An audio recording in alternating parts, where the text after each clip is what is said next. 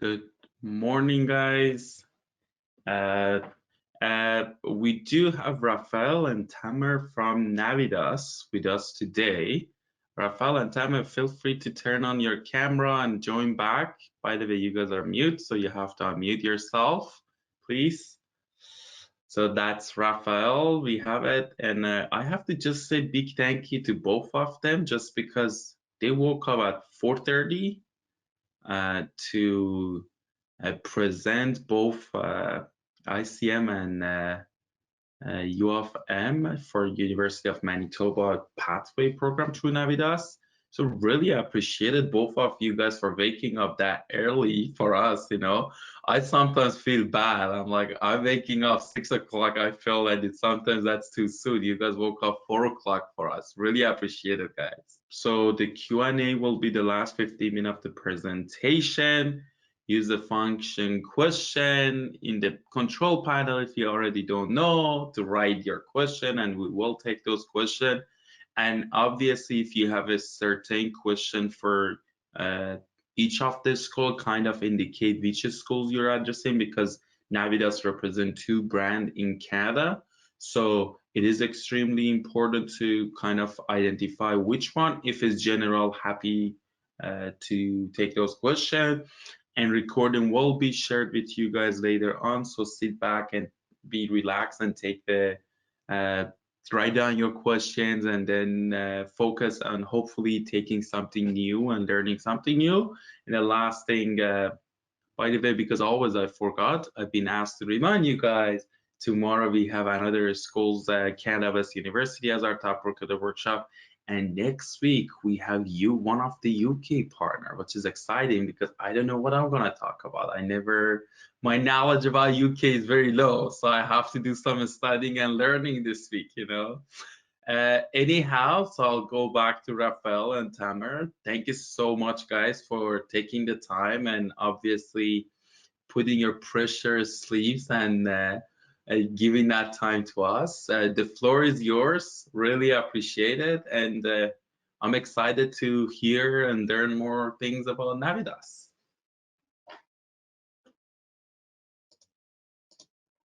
Thanks a lot, Mary, and thank you everyone at the ApplyBoard team for organizing this. We are very, very happy to be able to join and to talk about both of the options that Navitas offers here in Canada. So we're gonna start with FIC, located at Simon Fraser University. And then after that, we're gonna talk a little bit about ICM, located at the University of Manitoba. Thank you everyone that is attending. I don't know what time it is back home for you guys, but I'm sure that you also had to take the time from your busy schedule to join. So thank you for that. And I'm gonna let Tamer introduce himself as well, because he's gonna start the presentation. My name is Rafael Malagrino. I work based in Vancouver, and I will let my colleague introduce himself as well. My name is Tamer. I'm also based in Vancouver. I'm one of the marketing managers at Fraser International College, and I cover the regions Eastern and Southern Africa. Both Rafael and I are FIC and SFU alumni, so we've been through that whole experience, yeah, and we're definitely more than happy to share with you guys our experience. All right, moving on to the next slide. All right, so as Rafael stated earlier on, first we'll start with Fraser International College. All right, let's move on. All right, so before we speak to Vancouver, before we speak about Vancouver, just a few facts about Canada, since that's partly the map of Canada. According to the US News, Canada is ranked 2nd best country in the world, and it's also ranked #1 in quality of life. Vancouver is located in the West Coast, and we share a border with Seattle. So from our main campus to Seattle, that's around a 45-minute drive. So it's not that far. Next slide. Right. So Vancouver, it's ranked the third most livable city in the world. We're blessed to have the mildest winters across Canada, and and last year we were ranked #1 top destination city in Canada. Right. Next slide. Right. So SFU, we're #1 comprehensive university in Canada. Out of 11 years, we've been ranked #1 for 10 consecutive years. SFU has over 150 distinct programs, 8 faculties, 35,000 students, and just over 350,000 graduates. Now, this picture here, I think it's worth mentioning, guys, that this is the SFU's main campus in Burnaby. This is Burnaby campus, and it's located on top of Burnaby Mountain. So we're gonna talk a little bit more about the campus and where FIC is located later on the presentation, but I just wanted to let you know that this is the main campus, but SFU also has campuses in downtown and also one campus in Surrey, which are different parts of Vancouver. But this is the main campus here. It's a beautiful location. As you can see, there's a huge park around the campus, and our students enjoy that during the summer and also during the winter. Sorry to interrupt, Tema. No, it's all good. Next slide. All right. So over here, we definitely want to share some of the rankings of SFU. SFU is the first Ashok U Changemaker designated campus in British Columbia. Yeah, SFU is committed in advancing social innovation and change making by finding solutions for the world's most pressing challenges. Right? We're also ranked 2nd in Canada for faculty research impact, top 1 worldwide rankings, and top 55 amongst the world's technology challenges. Right? Next slide. All right, so as we stated earlier on, SFU has over 150 plus programs and 8 faculties. So the 150 plus programs are broken down into 8 faculties. The only faculty that we do not have a direct transfer would be the Faculty of Education, but all other faculties in the image above, we do have a direct transfer to SFU, right? Next slide. All right, so once a student completes their final year, grade 12, they apply to join UTP Stage 2. UTP Stage 2 is equivalent to the first year of university. There's nothing different. And once the student finishes the first year of university, which is UTP Stage 2, then they transfer to the second year of university. And this transfer is guaranteed once the student meets SFU requirements. Once the student is in SFU second year, then the student will gradually move to the third year and then the fourth year and graduate. Right? And if the student finished high school in a country where there's no grade 12, so there's only 11 years of education before joining the university, that's also fine. They can join UTP Stage 2 because we ask for the equivalent to grade 12 in their home country. So if in their home country there's no grade 12, then that's fine. They can still join UTP Stage 2 1 year, and then after that they will transfer to SFU second year. As Tamer was saying, UTP Stage 2 is exactly the same content from SFU's first year. The only difference is that they're going to be sitting in a more personalized environment. That's exactly the program that Tamer and I went through when we came to Canada and started our FIC SFU journey. Next slide. All right, so over here we will talk about the GPA requirements, which will be in the student's letter of offer. Right, depending on what program or what faculty the student is, the GPA requirements would differ. So like for the Faculty of Arts and Social Science, the GPA requirement would be 2.5. So once the student meets that GPA requirement, then the student will be eligible to transfer to SFU.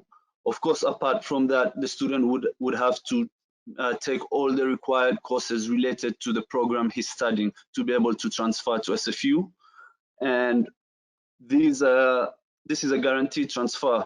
So unlike other institutes where if a student applies, it's not guaranteed because of the competitive GPA. With us, that's a guaranteed transfer once the student meets the GPA on his offer letter. Next slide. All right, so the benefits of the pathway. First thing I'd like to emphasize is the word pathway. Most people relate a pathway to an ELC program. This is not an ELC program. As we stated earlier on, this is just for the student to do his first either foundation program, which is UTP stage 1, or UTP stage 2, which is the first year of university. And upon completion, the student will transfer to SFU. So the benefits of this is that the student will be taught by qualified university professors. These most of the time, these are professors that are also at SFU. So what that means is by the end of the student's first year, he should be able to have a relationship with that professor, such that when he transfers to SFU, the chances of him taking a class with that same professor would be high. Our classes are a maximum of 35 students. So that means the student will get more instructor time. Also, FIC is located in SFU, so the student still gets that university experience and also gets to use the facilities at SFU, such as the library, computer lab, recreational facilities, on-campus accommodation, and health services. Apart from that, the student will also get academic and personal support. Yeah, all our advisors reach out to all new incoming students the very first semester just to make sure that the student has a soft landing and that the student is on track or is on track to reach his goals. Apart from that, we do have several student support systems that the new student can access, such as peer educators and peer advisors.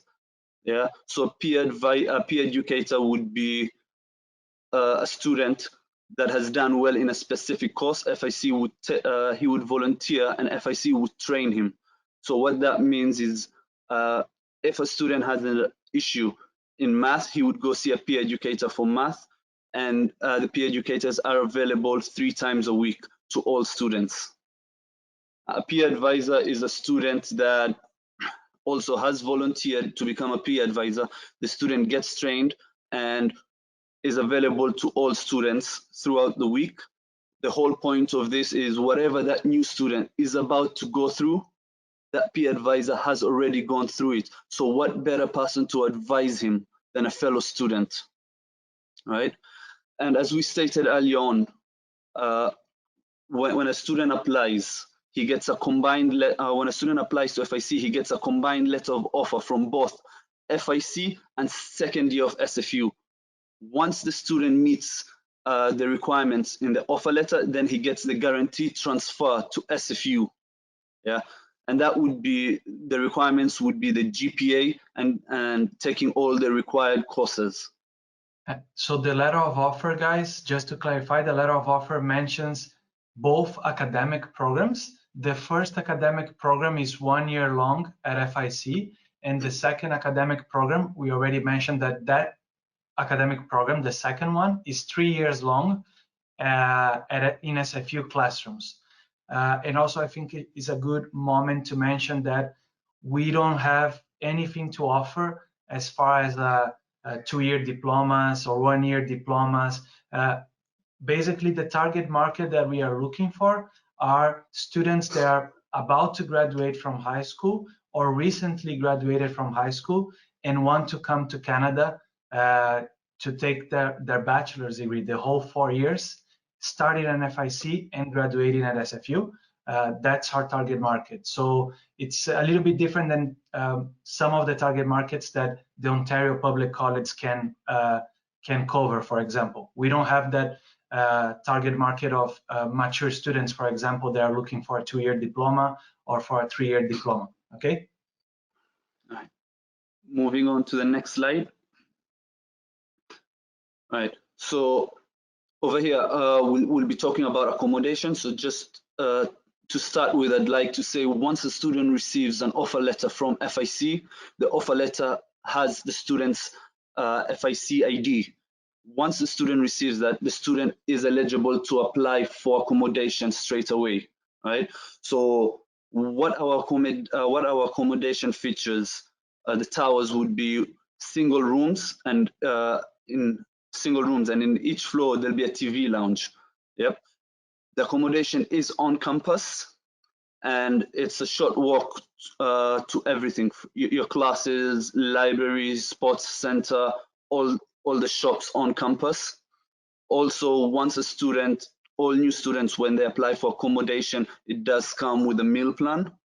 The good thing about the meal plan is that it's open 24 hours. So what that means is the student can access it any time of the day. If the student wants to eat 20 to 30 times a day, nobody will stop him, right?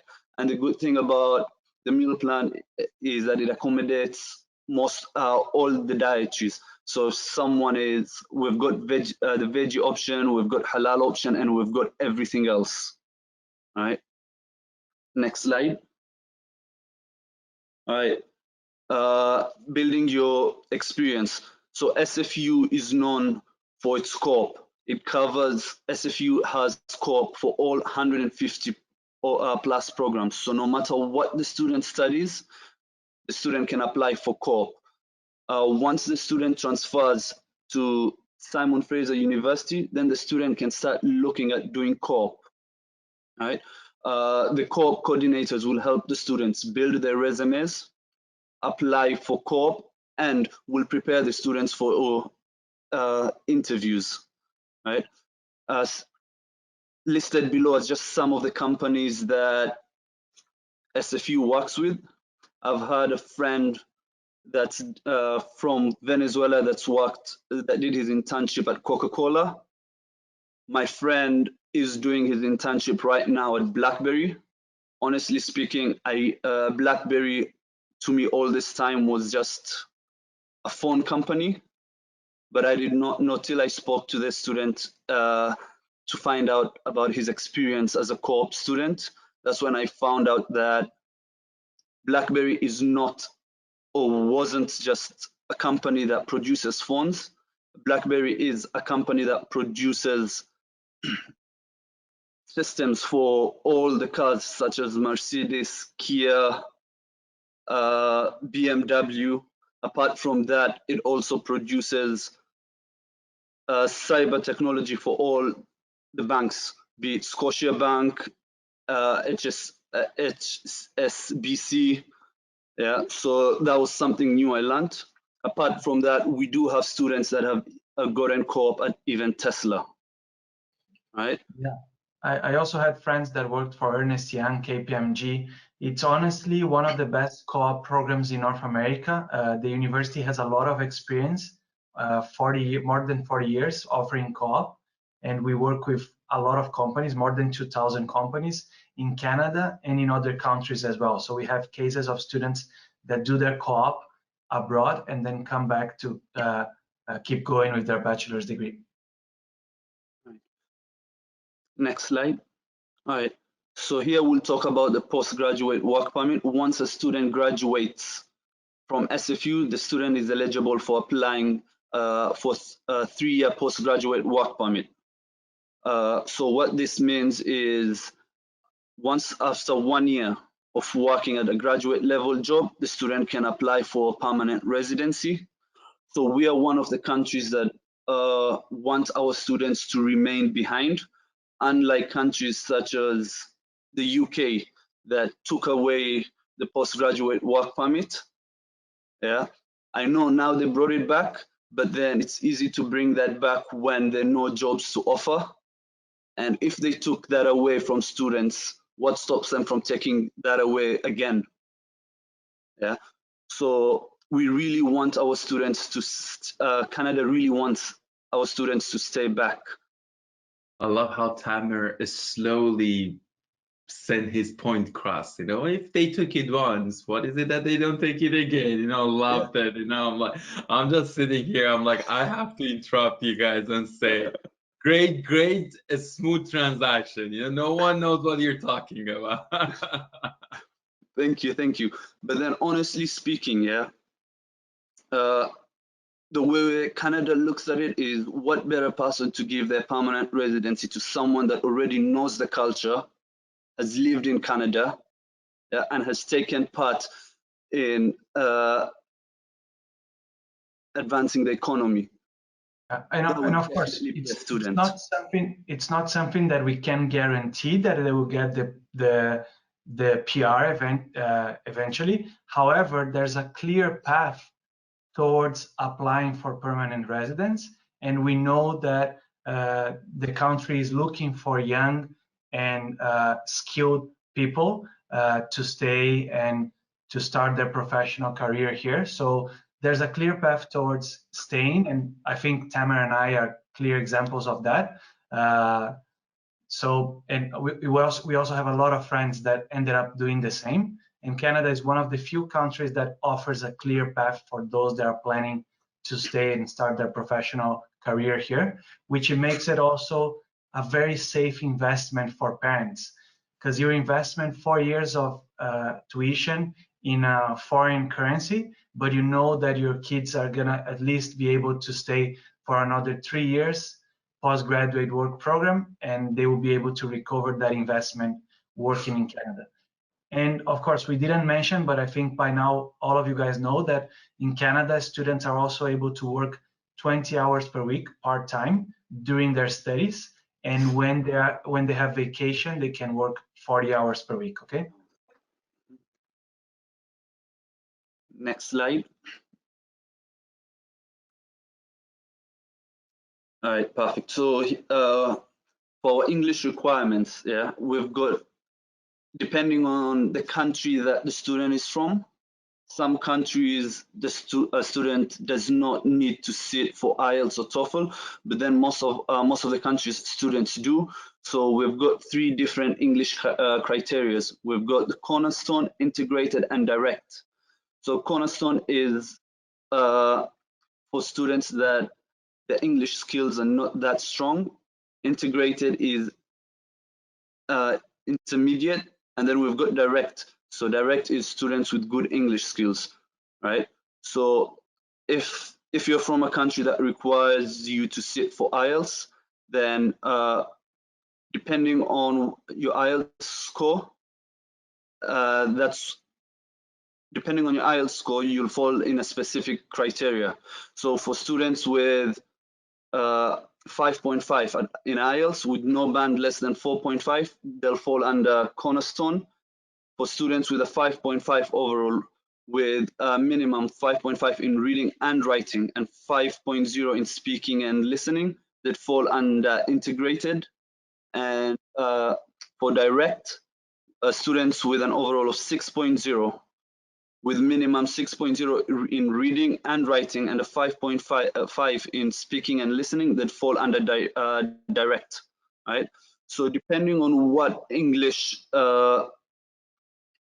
exams you sit for, be it IELTS, TOEFL, Duolingo, if you studied the British Columbian curriculum at UCC, these are all, they all have different criterias, all right? And for now, since everyone is stuck at home and people cannot go out to sit for their IELTS or TOEFL, we've got Duolingo. I don't know if you guys know much about it. Duolingo is just like TOEFL. Duolingo was created by an app that translates languages and helps people learn new languages, right? Apart from that, we also do have ALC exempt. So students with IELTS scores of 7.0 with a minimum of 6.5 in reading and writing and a 6.0 in listening and speaking, those students will get exempted from doing LC. LC is just academic writing, where students will learn to read closely and use data to support their own independent thesis and express opinions with confidence, and how to avoid plagiarism and other forms of academic dishonesty or misconduct. Right? We also have the PVT, which is a Pearson Version test, which is a Navitas test. This is free of charge.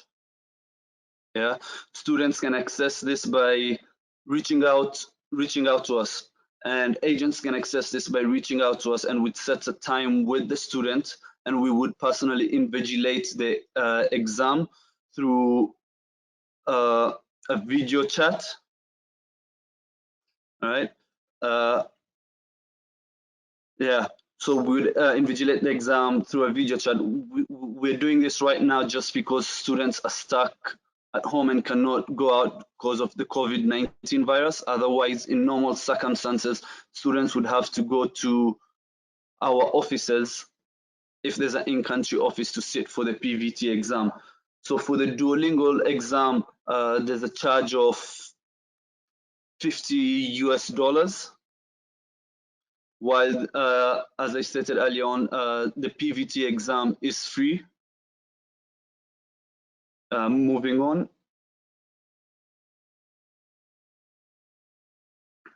All right, so over here, if a student falls under the cornerstone criteria, what that means is in the first semester or the first term for the student, he'll have to take courses, English courses, which are cornerstone, which is cornerstone, right? Once he successfully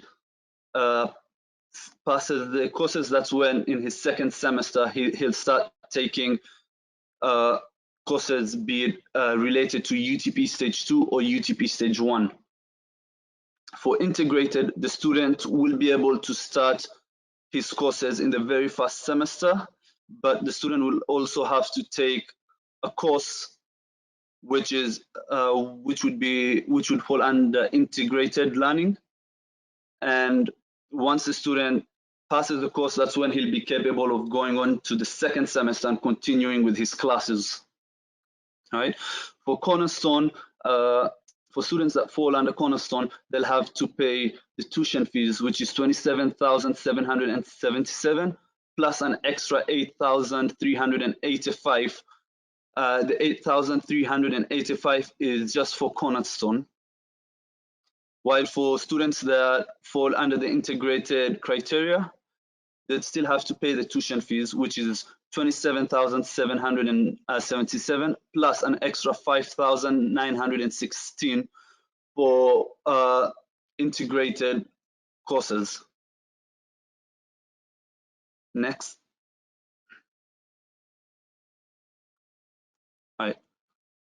For direct, there'll be no classes, there'll be no specific courses for students to take apart from the academic literacy course, right? And that will cost, and that the cost of that would be $2,978 Canadian dollars. So now, finally, for students that are exempted from doing ALC, the students would not have an extra charge to their school fees, and they'd be able to start their classes straight away. Moving on. All right, so the information above is just for you guys, in case you guys need are looking for our admission requirements or the policies and procedures. These are the website you guys can turn to find all the information that you require. And of course, you guys can find all of this information as well through ApplyBoard platform. But if you want to check the website as well and look for more information or for more pictures, you also have the websites there. Thanks a lot, Tamer, for covering FIC and Simon Fraser University. Now I'm going to do my best to give you guys as much information as possible about ICM located at University of Manitoba. So this is the second option that we offer here in Canada. I think it's important to mention that Navitas is a company that offers also options in other countries, and including the US and the UK. But today, Tamer and I, we are covering only the two options that we offer here in Canada, okay? So we can move to the next slide, please.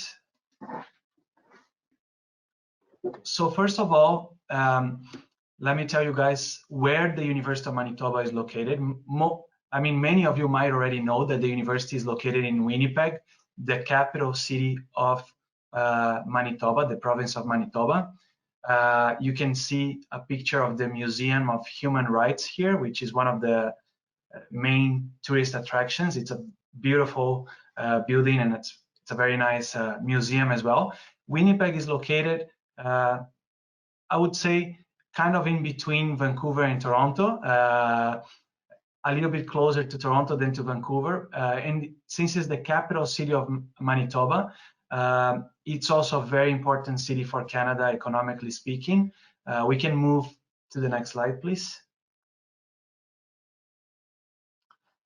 Now, since I was mentioning to you guys that there's a lot of industries located in Winnipeg, and it's an important city for Canada, economically speaking. One of the most important industries in Winnipeg is the aerospace industry. We have more than 60 aerospace companies that have their headquarters or regional offices in Winnipeg. Also, the agriculture and agribusiness industry is very strong, not only in Winnipeg, but in the province of Manitoba. Financial services, insurance companies, also pharmaceutical manufacturing companies. And it's also one of the cities where startups are looking to place their offices, put their offices, because of the cost of living and the cost to rent. It's one of the most affordable cities in North America, one of the most cost competitive cities in North America. So this is a very good selling point to keep in mind when you're talking to your students. They're gonna be able to find a top medical doctor university in University of Manitoba in a very, very cost competitive city. They're gonna be able to save a lot of money as far as cost of living. We can move to the next slide, please.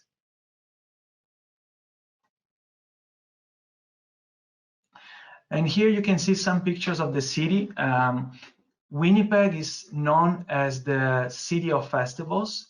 There are more than 130 days per year of festivals, cultural festivals, music festivals. You can see a picture of the city, and you can see that there's a river. This river in the picture is the Red River. And you can also see that, similar to Vancouver, the city also has a lot of green areas, a lot of nature.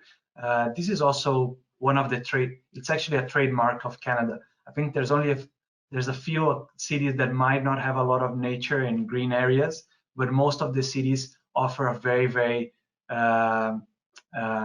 enjoyable environment as far as like the combination of city and green areas. Also, very important to mention that the University of Manitoba was where the vaccine for Ebola was developed. University of Manitoba is actually one of the best universities, not only in Canada, but in North America, for the quality of its research. And I should mention that SFU is also one of the best universities in Canada and North America for research. So that's something that both universities have in common, okay? So let's move to the next slide, please. This is a picture of U of M's campus. We couldn't fit the whole campus in the picture. There's a big stadium also that it's part of the campus, stadium where the university varsity teams, especially the football team, American football team, plays, and it's a stadium for almost 20,000 people. It's also where the Winnipeg Bombers play, which is the CFL team from Winnipeg. Now, you can see that there's a more modern building at the back of the picture, close to the river, a tall building. That's one of the residence buildings. So similar to SFU, University of Manitoba also offers the students the option to live on campus if they want. We have several buildings.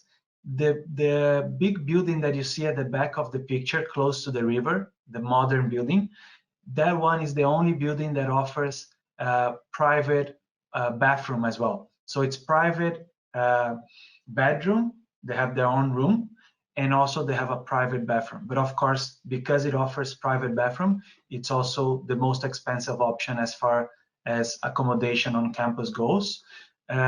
U of M, in total, they have almost 30,000 students. It's the largest and only research-intensive medical doctor university in Manitoba. And it's Western Canada's oldest university. More than 140 years of tradition. So they've been around for a long, long time. And I should mention that the whole campus that you see in this picture is connected by underground tunnels. So during winter, when it's might be too cold to go outside and walk from one building to the other, the students can walk from one building to the other underground. So the whole campus is connected by tunnels underground. Okay, and here we're gonna tie it to what I mentioned about the quality of research of University of Manitoba. University of Manitoba is part of U15, which is a group of Canadian universities that it's basically composed by the best 15 Canadian universities as far as the quality of their research internationally. And these are all medical doctor universities. And I'm sure that you recognize some of the names here. So it's very important to remember that University of Manitoba is part of this group. That's something that your students will definitely like to hear if they are looking for a university that has a very good focus on research. Okay, can move to the next slide, please. Now, similar to what Tamer mentioned for SFU and FIC, at ICM and U of M, our students will also be able to work 20 hours per week since day one, and that's part-time work. It might be work in the service industry or might be work on campus. They are not limited to working only on campus. They can work off campus as well. Also, University of Manitoba also offers co-op, just like SFU. The difference is that at University of Manitoba, not all programs offer co-op. At SFU, all programs offer co-op. Okay, so if they're joining University of Manitoba and they want to do a co-op, they might want to check before applying if the program that they're applying for offers the option of co-op. And also similar to SFU and FIC, the students that graduate from a 4-year bachelor's degree at U of M, they will be able to apply for a 3-year postgraduate work permit. And after using that 3-year postgraduate work permit for at least, in the case of British Columbia, 1 year, and in the case of Manitoba, 6 months, they will be able to apply for Canadian PR. So that's one of the differences between the two provinces, other than the cost of living, technically. And of course, we're talking an immigration process here. So that's something that they might want to consult a professional to talk about it before they apply for the residence. But technically, they will be able to apply for residence a little bit faster in Manitoba because the points that they need are lower in order to apply for residence, for Canadian residence. We can move to the next slide, please. We already covered this. So the same way that we offer UTP Stage 1 and UTP Stage 2 at FIC, we offer UTP Stage 1 and UTP Stage 2 at ICM. Most of our students join UTP Stage 2, but if their grades from high school are not high enough to join Stage 2, or if they don't have enough academic subjects, they have the option of starting with stage 1, which is a pre-university level step, right, or course, I should say.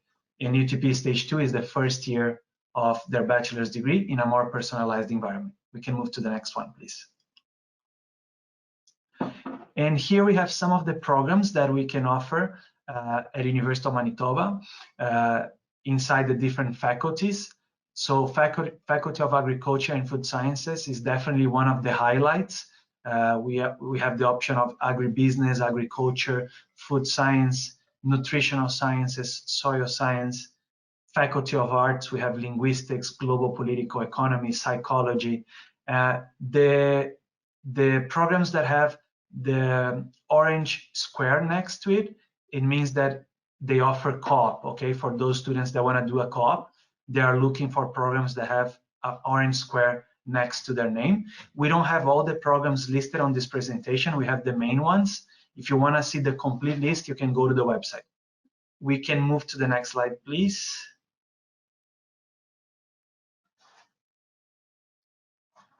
Then we have Asper School of Business, where we offer options such as accounting, finance, logistics, and supply chain management. We have the Faculty of Engineering, where we have civil engineering, computer engineering, mechanical engineering with an aerospace option. So I should mention that University of Manitoba's Faculty of Engineering is one of the best in Canada, and it's a very competitive Faculty of Engineering. So we are looking for students that are well aware of how much hard work they will need to put into their first year in order to be able to keep going with their Bachelor's of Engineering at University of Manitoba. And last but not least, let's move to the next slide for the last two faculties. Faculty of Environment, and also as far as science, I would say that also science is one of the highlights. We have options such as genetics, biochemistry, biological sciences, biopharmaceutical chemistry, physics and astronomy. Last year, one of U of M's, University of Manitoba's alumni was granted or earned a Nobel Prize in physics and astronomy. So definitely, as far as science goes, University of Manitoba, I think it's one of the highlights of the university, all of their science options, engineering, and also agriculture and food sciences. These would be my three highlights as far as top programs or top faculties at the University of Manitoba. We can move to the next slide, please. Here we just give a quick summary of each faculty and interesting facts about the different faculties. I'm not gonna spend a lot of time with these slides here.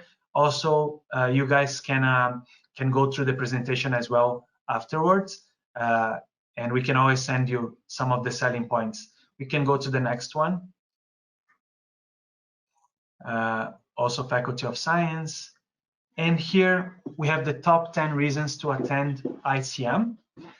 We cover all of these reasons during the presentation. So if you guys were paying attention, which I hope you're doing, you already heard all of these top reasons to attend ICM. This is just a quick summary of what we covered during the presentation.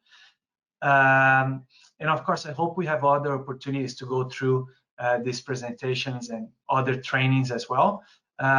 Same way that Tamer showed the different English entry points for ICM, we have the different English entry points for, Tamer showed for FIC, I'm showing you guys for ICM, 5.5 IELTS or 5.0 IELTS. We also have the option of Duolingo. You can check that on our website. We have TOEFL IBT. And last slide, as far as prices, that's one of the main points here that you guys need to keep in mind. As far as tuition, University of Manitoba, first at ICM for UTP Stage 2, we are talking about 18,527 Canadian dollars for 1 year. And if you guys are familiar with the different options in Canada, you will know that this is cheaper than most of the Ontario public colleges. And we are talking about a medical doctor university. So this is a great option for students that are looking for a bachelor's degree, but when they start researching for prices, instead of going to a university, they go to a college. So here you have the option to go to a top medical doctor university in Canada, paying less than what you would pay to go to a college. Okay, this is very important to keep in mind. And I already mentioned that the cost of living in Winnipeg, it's one of the lowest costs of living in North America. So it makes a very good cost-benefit combination. Okay, and I think with that we are done. I think we managed to cover everything with the time that we had. Thanks a lot. Thank you so much, guys. It was so funny that I kind of see Rafael's looking in the watch and it's like, oh my God, I have to, how do I say, okay, guys, you can see this later on. No, because I was the second one presenting, so I had to be a little bit more. Took all Rafael's time, okay? Now we send all the students to Vancouver, not Manitoba. You're the reason behind putting the jokes on the side. Thank you so much. I really hope you guys now like wake after like explaining 45 minutes. Now you're in the mood, so no more back to bed, you know.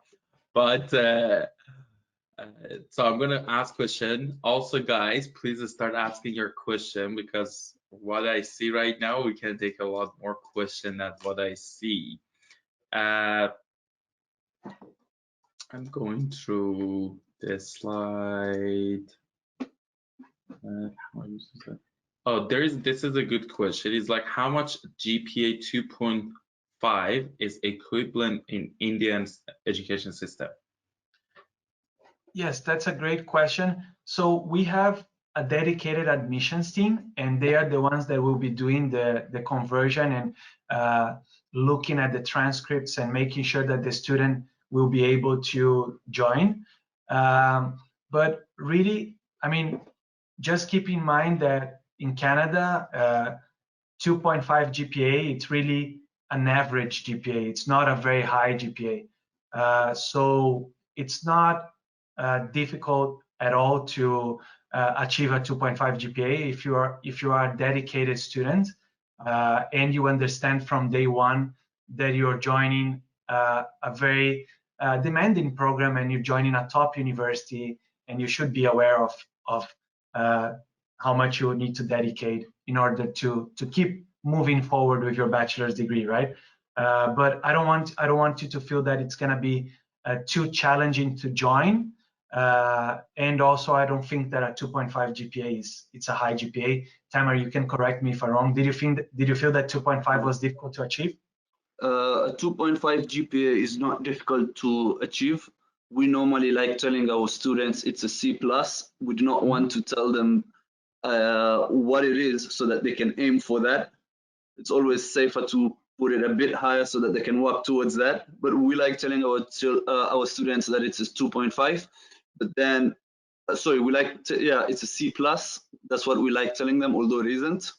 But then, yeah, that is something very achievable. It's not difficult at all. Got it. What are the charges of the accommodation if you want a very high level stay for each school? So students can expect to pay, if they want to live on campus, they can expect to spend around 13 to 15,000 Canadian dollars per year. That's with accommodation and meal plan.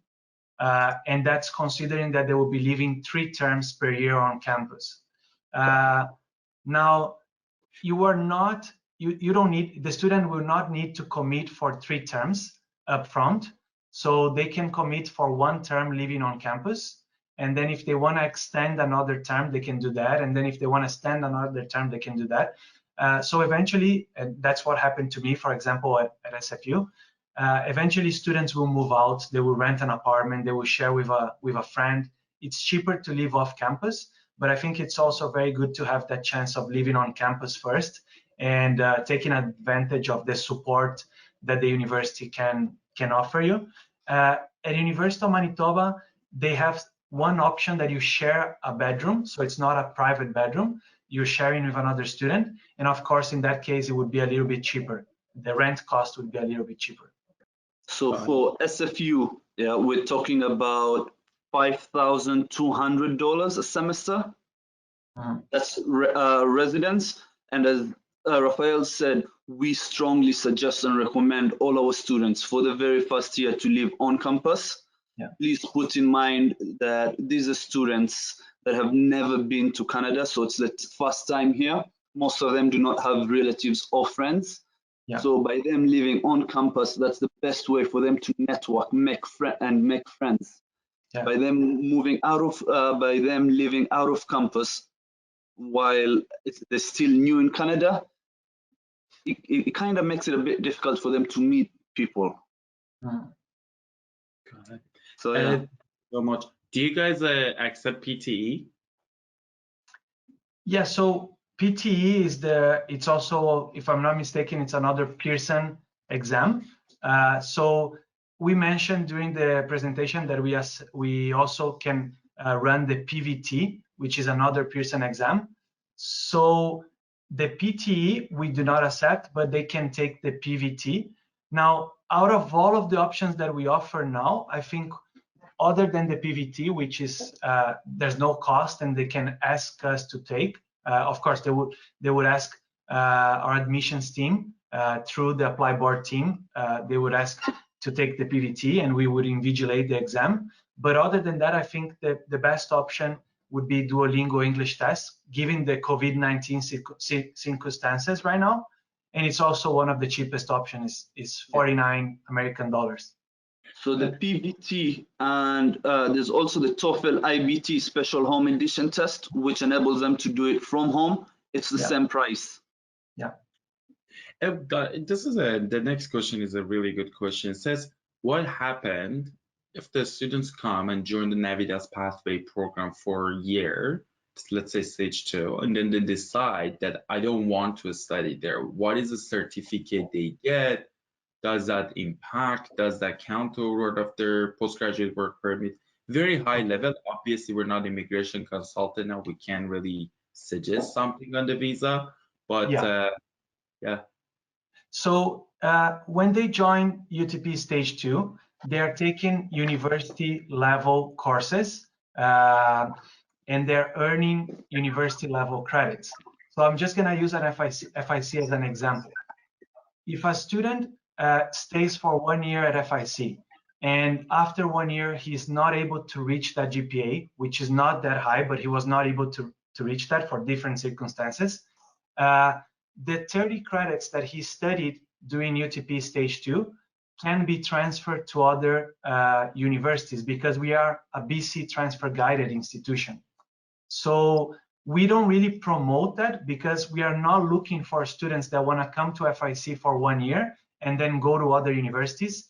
We only exist because SFU exists. That's the main purpose why FIC exists. So we are like a main partner, the main college that it's located on campus at SFU. If the student is not able to go to SFU, he will be able to use those credits to transfer to other universities in BC. It's always easier to transfer within the same province because we have structures such as the BC transfer guide. So it's much easier to transfer within the same province. But it wouldn't be wasted time. The credits wouldn't be wasted. The money wouldn't be wasted. But they are not able to apply for a PGWP only with 1 year at FIC. That's not enough to apply for a PGWP, okay? They would need to transfer to another institution and keep going for at least another year and achieve at least an associate degree, which we also could offer at FIC 1 extra year, and they can graduate with an Associate of Arts degree, okay? I'd like to add on what Rafael just said. I do not, honestly speaking, SFU is one of the top universities in Canada. So what the student is getting offered is to graduate from one of the top universities. So why would the student not want to complete his studies at SFU? Yeah, there are different circumstances. We know that things happen and maybe they didn't achieve the GPA. but it's definitely something that we don't want to promote upfront. If it's needed, then they can take those credits somewhere, but we should only be promoting FIC for students that want to graduate from SFU.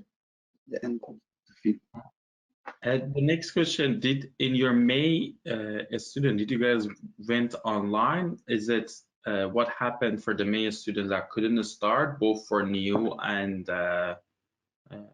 current student? You want to take that one, Tamer? Yeah, for sure. So, of course, over here, the student education is the most vital thing to us. So we decided to go remote, and we decided to provide students with flexible options, study options. So there were 3 study options that we provided students with. We had the full summer semester, which is just like any other semester, yeah. But then it's the student would be, it's online. Then we've got intersession semester, which would be the first half of a full summer semester. So what that means is that it would start in May and end in June.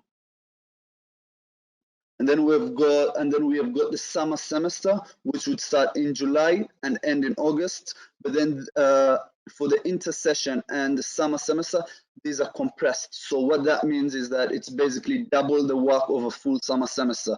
So for each course in a week, it would be for the full summer semester would be 4 hours. For the intersession and summer semester, that would be 8 hours a week for each course. Apart from that, we did offer students with 2 options, studying options, which was synchronous and asynchronous. So synchronous is basically if you've got class on Monday at 7 a.m., it's going to be Monday 7 a.m. every week for that whole semester. Asynchronous is lectures would be posted online on Sunday, and the student has the whole week.